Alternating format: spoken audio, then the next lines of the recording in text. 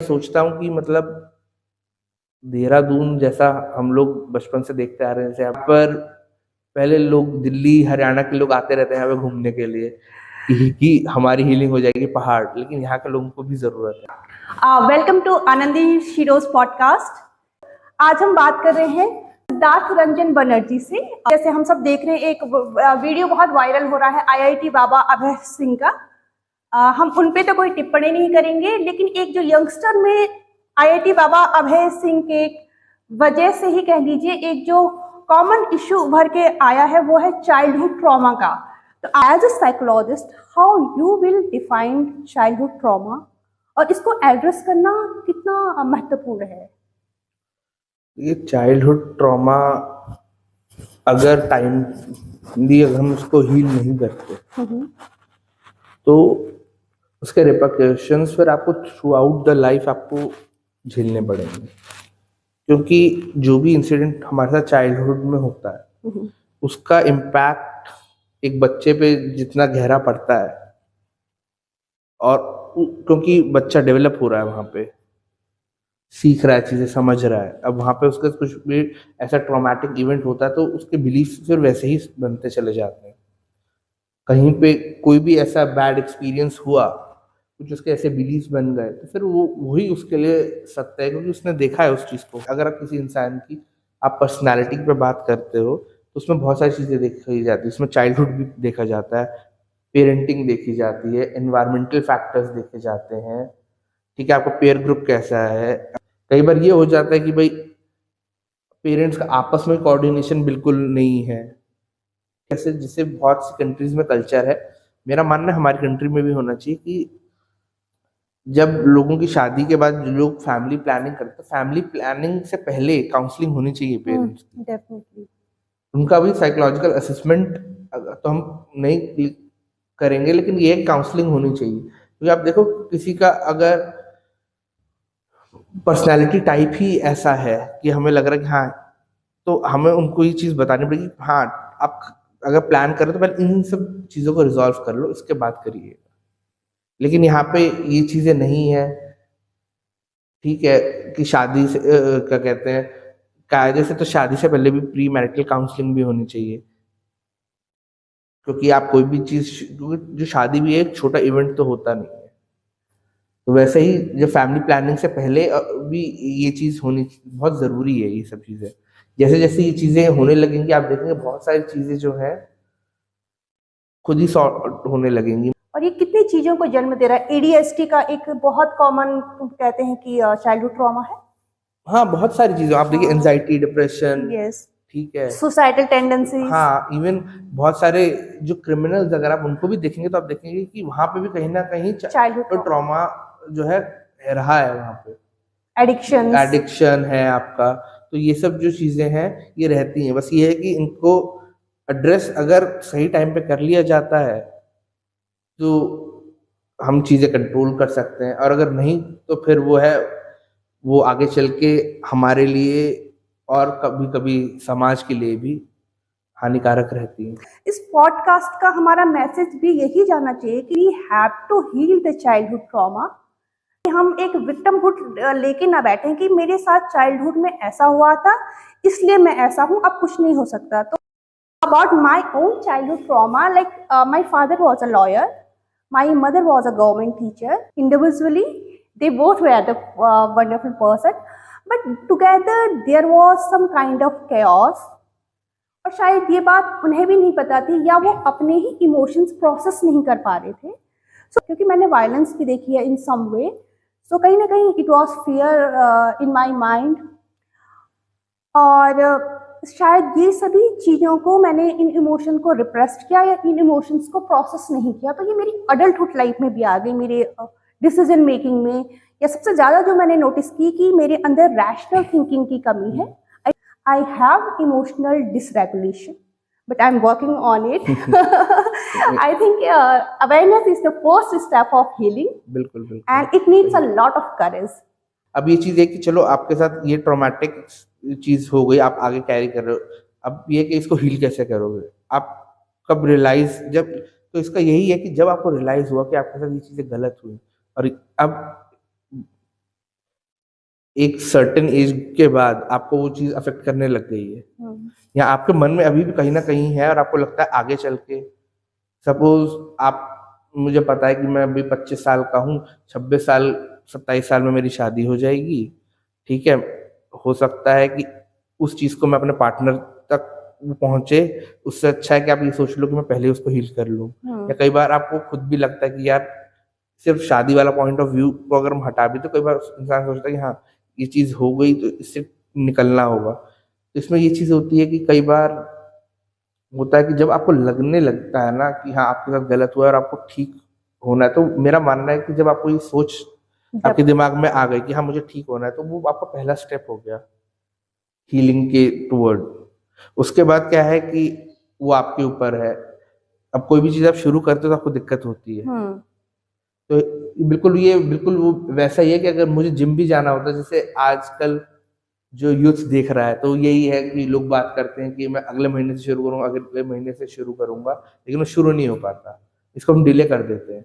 तो यहाँ पर भी वही चीज है, आपकी हीलिंग का भी यही कि आप उसको जितना सोचोगे कि अभी नहीं बाद में, तो उतना आपको, जैसे जिम नहीं जाने की वजह से आपको फिजिकल इश्यूज होने लगेंगे, वैसे ही हीलिंग नहीं होने की वजह से आपके ट्रॉमा की आपको मेंटल हेल्थ इश्यूज होने लगेंगे। तो जब आपके दिमाग में सोच आ गई, तो तुरंत आप एक प्रोफेशनल को कंसल्ट करिए। ठीक है, अब जिस बच्चे ने देखा होगा अपनी मदर को अपने फादर से पिटते हुए, उसके लिए यहाँ पे दो चीजें हो सकती हैं। एक ट्रॉमेटिक एक्सपीरियंस उसके लिए दोनों तरीके से वो कर सकता है। एक पॉजिटिव ये कि जो हो सकता है जब उसकी शादी हो तो वो अपनी वाइफ को इज्जत दे कि मेरा बाप मेरी माँ के साथ ऐसा करता था तो मैं नहीं करूंगा।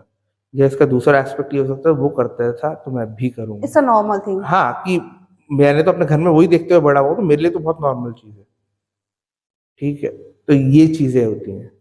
एक रिपोर्ट पढ़ी थी कि जो पेरेंट्स अपने बच्चों के साथ फिजिकल एब्यूज करते हैं, physical abuse in terms of मारपीट की है बच्चों के साथ, तो 80% केसेस में उनका इंटेंशन गलत नहीं रहता है, मतलब वो बच्चे को अच्छा करने के लिए, उसके साथ अच्छा करने के लिए करते हैं, बट दे डोंट नो कि करना क्या है, तो वो फिजिकल एब्यूज कर रहे हैं। कई बार मैंने रिपोर्ट पढ़ी कि जिन महिलाओं के साथ मैरिज लाइफ में डोमेस्टिक वायलेंस होता है, वो अपने बच्चों के साथ फिजिकल एब्यूज ज्यादा करती हैं, क्योंकि वो ट्रॉमा प्रोसेस नहीं कर पा रही हैं कहीं ना कहीं।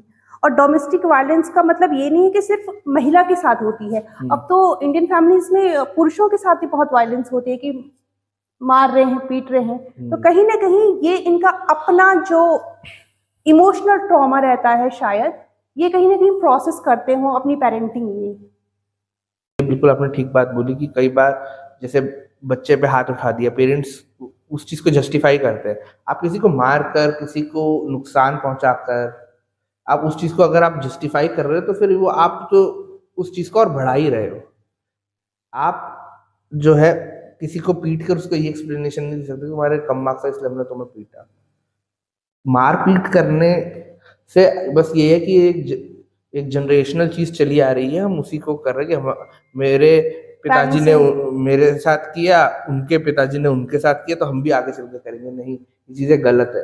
आप अब देखिए बहुत सी कंट्रीज में तो बच्चों पे हाथ उठाने पे पुलिस को बुलाया जा सकता है, वो आके ले जाते हैं पुलिस, वहां पे बच्चों को ले जाएंगे, कस्टडी दे देते हैं दूसरे उनको, क्या कहते हैं, उनके लिए जो वो बच्चों के लिए वो केयर गिवर्स, हाँ प्रोवाइड करते हैं। तो क्या बाकी कंट्रीज में अगर ये सब चीजें हो सकती है, तो क्या ऐसा थोड़ी है कि वहाँ बिना हाथ उठाए वहाँ के बच्चे सब के सब वैसे ही बिगड़ गए। पेरेंटिंग का इम्पैक्ट रहता है, लेकिन अब ये है कि कुछ पेरेंट्स अंडरस्टैंडिंग भी होते हैं, और वो अंडरस्टैंडिंग उनमें तभी आई होती है, वो भी उसी समाज से आ रहे हैं, उसी एज ग्रुप वाले हैं, लेकिन क्या है कि हो सकता है उनका होम एनवायरनमेंट वैसा ना हो जैसा बाकी लोगों का हो। जैसे हम सेक्सुअल हैरेसमेंट की बात करते हैं, बच्ची के साथ सेक्सुअल हैरेसमेंट हुआ 5-7 साल की एज में, अब बच्ची को नहीं पता है कि उसके साथ क्या हो रहा है, लेकिन उसको कहीं ना कहीं ये जरूर पता होता है कि कुछ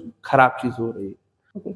सो जो मैं आपकी बात से समझी कि अगर बच्चे के साथ बचपन में फिजिकल एब्यूज हुआ हो, मतलब पेरेंट्स ने अगर मारा पीटा हो, अगर इमोशनल एब्यूज हुआ हो, जैसे इमोशनल सपोर्ट या इमोशनल नेग्लेक्ट हुई हो, या सेक्सुअल अब्यूज हुआ हो, तो मुख्यतः इन कारणों की वजह से चाइल्डहुड ट्रॉमा आ सकता है।